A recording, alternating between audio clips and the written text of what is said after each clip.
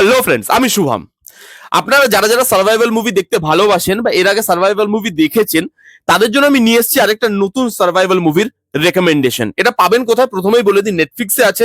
এই সিনেমাটা খুব ছোট্ট, 1 ঘন্টা 35 মিনিটের রানিং লেন্থ, এবং এই সিনেমাটা হিন্দি ডাবিং এ অ্যাভেলেবেল আছে, এবং হিন্দি ডাবিং যথেষ্ট যথেষ্ট ভালো। সিনেমাটার নাম এপেক্স।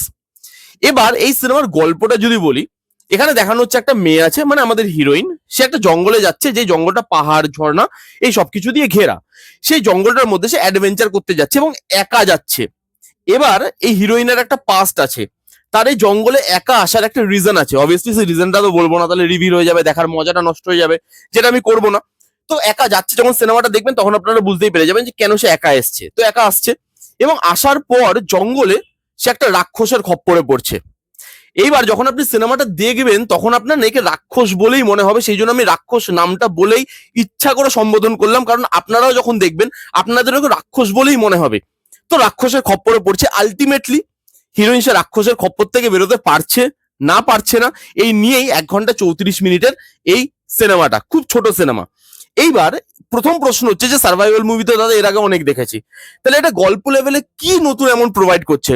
একদমই নতুন কিছু প্রোভাইড করছে না। যারা যারা এর আগে সার্ভাইভাল মুভি দেখেছেন, এই সিনেমাটার গল্প আপনাকে কোনোভাবে নতুনত্ব ছোঁয়া দেবে না, বা এরকম ধরনের গল্প দেখেননি সেটা কিন্তু আপনার ফিল হবে না। কিন্তু এই সিনেমার মধ্যে কিছু এমন জিনিস আছে যার জন্য না এই সিনেমাটা ভালো একটা সিনেমা হয়েছে। যারা যারা সার্ভাইভাল মুভি দেখেছেন, গল্প নতুন নয়, কিন্তু এই সিনেমাটা এক্সিকিউশন ওয়াইজ নতুন।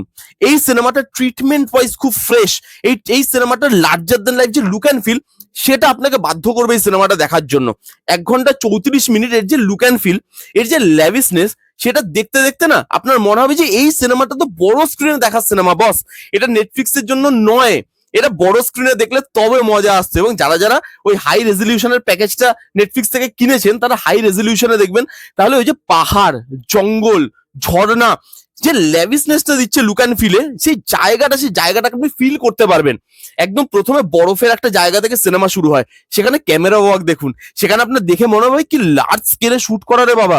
তারপরে যে জঙ্গলটায় আসছে, সেই জঙ্গলটা যে গুহা, ঝর্ণা, পাহাড়, এবং সেখানে ভাই ক্যামেরা ওয়ার্ক, এক একটা ওয়ান টেক ক্যামেরা সিকোয়েন্স আছে যেগুলো দেখলে আমার মাথায় হাত পড়ে যাবে যে ভাই এটা কি করছে। একটা সিন আছে, একটা লোক তীর মারবে, হিরোইনের ব্যাগে লাগবে, হিরোইনের গায়ে লাগবে না, হিরোইনটা গড়াতে গড়াতে ঝর্ণায় গিয়ে পড়বে, ঝর্ণায় পড়বে, ঝর্ণার জলে পড়বে, পুরো ক্যামেরাটা অন, তখনও ওয়ান টেক শট চলছে, ঢুকবে, জল থেকে উঠবে, তারপর সেখানে ফার্স্ট কাট। এরকম একটা সিন আছে, গুহা থেকে আবার জলে গিয়ে পড়বে। ওই যে সিনগুলো, ক্যামেরা আমার মানে হিরোইনের সঙ্গে সঙ্গে মুভ করছে, এবং যেভাবে ফাস্ট পেসে জিনিসটা মুভ হয়, এবং যেভাবে ওয়ান টেক সিকোয়েন্স গুলো নেওয়া হয়েছে, এত সুন্দরভাবে শুট করা, টেকনিক্যাল ডিপার্টমেন্ট খুব স্ট্রং, বিজিএম, রাত্রেবেলা সিন কিছু আছে, রাত্রেবেলা শুট, সেগুলো দেখতে না ফ্ললেস লাগে, সেগুলো কোথাও না ন্যাচারালিটিটা হারিয়ে ফেলে না, খুব ন্যাচারাল লাগে জিনিসটা দেখতে। রাত্রেবেলা সিন, সকালবেলা scene, chasing scene, action sequence, সেই জিনিসগুলো ওয়ান টেক শট, সব জিনিস মিলিয়ে টেকনিক্যাল ডিপার্টমেন্ট এবং লুক অ্যান্ড ফিল এত ভালো যে আপনার মনে হবে যে গল্পটা আমাকে সেভাবে নতুন কিছু দিচ্ছে না তো কি হয়েছে, কিন্তু ট্রিটমেন্টটা আমাকে নতুন কিছু দিচ্ছে। এটা দেখতে ভালো লাগছে, খুব ফাস্ট পেস সিনেমা, কোথাও টাইম ওয়েস্ট করে না, কোথাও মনে হবে না সিনেমাটা বোর করছে, ড্র্যাগ করছে। শুরু হয়, গল্পটা বলে, শেষ হয়ে যায়, আননেসেসারি কোথাও টাইম ওয়েস্ট করে না। এবং এই সিনেমাতে পারফরমেন্স আউটস্ট্যান্ডিং, আউটস্ট্যান্ডিং। শার্লেস থেরান আছে এর হিরোইন, লিড হিরোইন, এবং তার পারফরমেন্স জাস্ট অনবদ্য। তার একটা এক্সপ্রেশনে সে কত কিছু দেখাচ্ছে আপনি ভাবুন। সে পেন দেখাচ্ছে, তার একটা ট্রমা চলছে, তার চোখে মুখে ভয়ও আছে, তার চোখে মুখে জেদও আছে, সে সেখান থেকে বেরোতে চাইছে, সে কোনো অপশন দেখতে পাচ্ছে না, সামনে মৃত্যু দেখতে পাচ্ছে, এত কিছু একটা এক্সপ্রেশনে আনা, এবং সেটা অনবদ্য। এবং এখানে যে ভিলেন, তাকে দেখে আপনার ভয় লাগবে, আপনার মনে হবে যদি এরকম কেউ সামনে চলে আসে ভাই আমি করবোটা কি।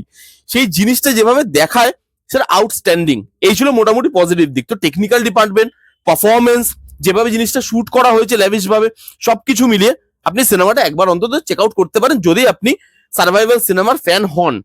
এবার যদি আমি নেগেটিভ দিকে আসি, এর প্রথম যেটা নেগেটিভ দিক না সার্ভাইভাল মুভির, আরো একটা খুব স্ট্রং দিক, সেটা হচ্ছে edge of the seat moment.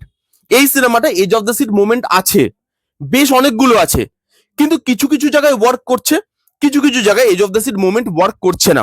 যারা ধরুন সার্ভাইভাল সিনেমার একটু প্রো লেভেলের অডিয়েন্স, মানে ধরুন রং টার্ন দেখে ফেলেছে, অ্যাপোকালিপ্টো দেখে ফেলেছে, বা রিভেঞ্জের মতো সিনেমা যেটা 2017-তে বেরিয়েছিল সেরকম ধরনের সিনেমা অলরেডি দেখে ফেলেছে। অ্যাপোকালিপ্টো তো আউটস্ট্যান্ডিং সিনেমা, যারা যারা দেখেননি আমি হাইলি রেকমেন্ড করবো সিনেমাটি যেখান থেকে পাবেন জোগাড় করে দেখুন, কোথায় আছে আমি বলতে পারবো না, দেখুন। যারা সার্ভাইভাল মুভি দেখতে ভালোবাসেন ওই সিনেমাটা আপনাকে এমন একটা জার্নির মধ্যে দিয়ে নিয়ে যাবেন আপনি ভাবতে পারবেন না। আমার দেখো one of the best survival মুভির মধ্যে একটা অ্যাপোকালিপ্টো।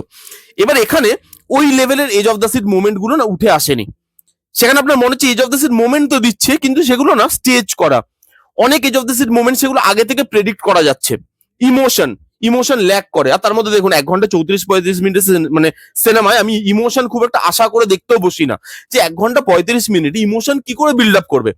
তো জেনারেলি এখানে ইমোশনটা বিল্ড আপ হয় না, ইমোশনটা ওয়ার্ক করে না, সেটাই আশা করে আমি দেখতে বসছিলাম। এবং এই সিনেমার আরেকটা যে লুপ হোল সেটা হচ্ছে ক্লাইম্যাক্সটা একটু দুর্বল হয়ে গেছে। যেভাবে মুভিটা বিল্ড হলো ক্লাইম্যাক্স অব্দি গেল, আপনার মনে হবে টাসেলটা ক্লাইম্যাক্সে খুব বড় রকমের একটা টাসেল দেখতে পাবো, কিন্তু খুব সস্তায় নিপটে দেওয়া হয় না, সস্তায় নিপটে গেল জিনিসটা। সেই জায়গায় ক্লাইম্যাক্সটা না আমাকে সেই মজাটা দিতে পারেনি যে মজাটা আমি এক্সপেক্ট করছিলাম এই ক্লাইম্যাক্সটা থেকে। সেই জায়গায় কোথাও মুভিটা একটু ডাউন হয়ে যায়, কিন্তু নতুনত্ব গল্প আপনি পাবেন না। আবার বলছি, এই গল্পটা যে আপনাকে আলাদা কিছু প্রোভাইড করছে এরকম ধরনের সার্ভাইভাল মুভি আপনারা দেখেননি সেটা কিন্তু নয়। যারা যারা সার্ভাইভাল মুভির প্রো লেভেলের অডিয়েন্স তাদের এই লুক অ্যান্ড ফিলটা ভালো লাগবে, পারফরমেন্সটা ভালো লাগবে। ছোট সিনেমা, টাইম ওয়েস্ট করে না, তো একবার অন্তত আপনি বসে দেখে নিতে পারেন। এবং যারা সার্ভাইভাল মুভি এর আগে দেখেইনি বা একদম বেসিক লেভেলের অডিয়েন্স, তাদের জন্য এই সিনেমাটা ভালো লাগবে, তারা এনজয় করবে। আমার ঠিকঠাক একটা সিনেমা লেগেছে, ওয়ান টাইম ওয়াচ একটা সিনেমা লেগেছে। তো এই ছিল অ্যাপেক্স বলে সিনেমাটার রিভিউ। কারা কারা অলরেডি দেখেছেন আপনাদের কিরকম লেগেছে কমেন্ট করে জানান। যারা যারা এখনো পর্যন্ত দেখেননি ওই ওয়ান টাইম ওয়াচ দেখুন। এবং এই ছিল ভিডিও, কেমন লাগলো ভিডিওটা জানাতে ভুলবেন না। ভালো লাগলে please give a Thums up, like করবেন, কমেন্ট করবেন, শেয়ার করবেন, চ্যানেলটাকে মাস্ট সাবস্ক্রাইব করবেন। দেখা হচ্ছে নেক্সট কোনো ভিডিওতে, ততক্ষণ bye bye, take care and be safe.